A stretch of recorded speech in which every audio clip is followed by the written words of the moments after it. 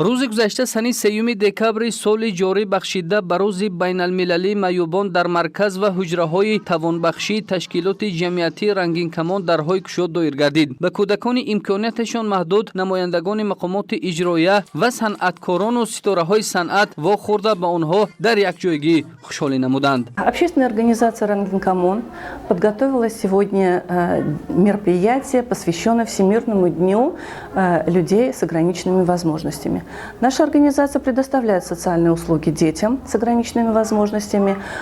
Здесь работают специалисты по движению для детей, у которых имеются нарушения моторики. Здесь у нас имеется специалист по поведенческим нарушениям для детей, у которых имеются нарушения поведения. И специалист по речи, имеется логопед. Сегодня в Международный день, посвященный людям с ограниченными возможностями, наша организация организовала посещение звезд эстрады, чтобы наши детки не чувствовали себя обделенными, чтобы они себя наравне с другими детьми были вовлечены в общество и не чувствовали себя обделенными, как люди с ограниченными возможностями. سرایندگان محبوب ولایت از قبیل شهرت رسول، گلبهار غفار و نظامجان عظیموف، رستم عظیمی، الیاس اوچیلوف، اختیار اقبالشاه لحظه با کودکان امکاناتشان محدود شعر و سرودخوانی نموده خاطرشان را بریده گردانیدند.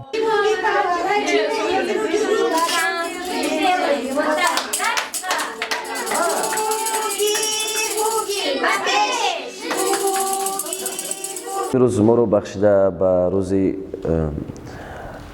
کودکان امکاناتشان محدود دعوت نمودند تشکیلاتی در دهه خستیورز.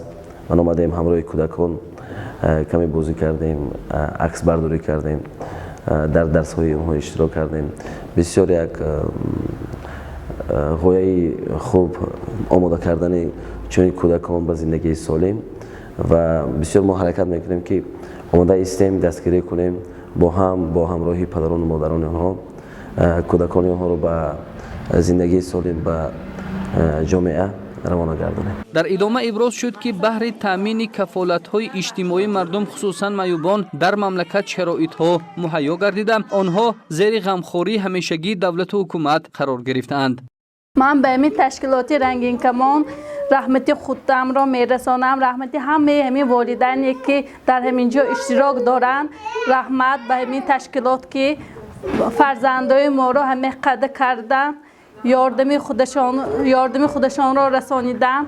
من فرزندای ما سخن میگفتن، جسمانی سوس بودن، به پیش رفته ایستادن.